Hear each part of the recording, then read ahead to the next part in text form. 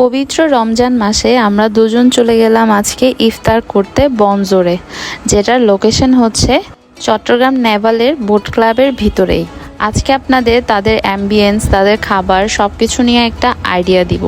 Boat ক্লাবের ভিতরে যেতে পার পারসন 150 টাকা করে টিকিট লাগে। যেহেতু গাড়ি ছিল আমাদের আর আগে থেকে রিজার্ভেশন করা ছিল বোট বনজোরে, তাই আমাদের শুধুমাত্র পার্কিংয়ের চার্জটাই দেওয়া লেগেছে, সেটা হচ্ছে 75 টাকা।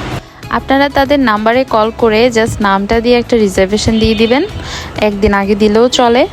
আমরা বলেছিলাম আমাদের জন্য রিভার ভিউ রুফটপের সাইডটাই দিতে, সো তারা ঠিক মতোই রেখেছে আমাদের সিটটা। এই যে তাদের নিচের ভিউ, পিছনে হচ্ছে river view restaurant Chittagong boat ক্লাবের, তার পাশে বনজোরের। খুবই সুন্দর একটা পরিবেশ ছিল আর ওয়েদারটা খুবই সুন্দর ছিল ওই দিনের। তাদের নিউ কিছু সেট মেনু রেখেছে ইফতারের, আমরা ওখান থেকে একটা ট্রাই করেছি। আর রেগুলার মেনুটাও ওদের ওপেন আছে, সো আগে থেকে গেলে ওখান থেকে অর্ডার করা যাবে। এই যে বোট ক্লাবটাও দেখা যাচ্ছে একদমই পাশে। তাদের ভিতরে নিচে বসার যে স্পেসটা, এটা খুবই অ্যাস্থেটিক, খুবই সুন্দর একটা জায়গা। ওই দিন কেন জানি মানুষ খুবই কম ছিল, তাও ভালো লেগেছে।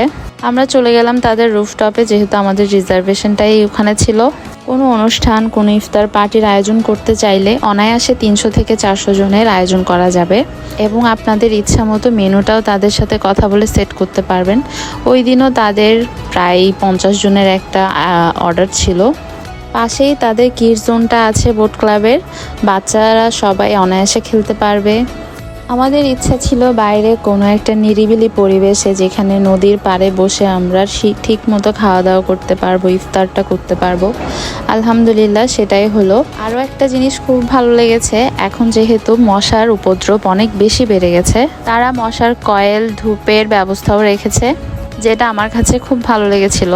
ফ্রেন্ডস, ফ্যামিলি নিয়ে খুব সুন্দর একটা সময় কাটানোর জন্য বেস্ট একটা প্লেস হবে আমার মতে। এই যে আমরা যা খেয়েছি তার ডিটেলসটা দিয়ে দিলাম। প্রত্যেকটা আইটেম খুবই ভালো ছিল। চিকেনের আইটেমটা আমার বেশি ভালো লেগেছে। তাদের নান বরাবরের মতোই খুবই মজা।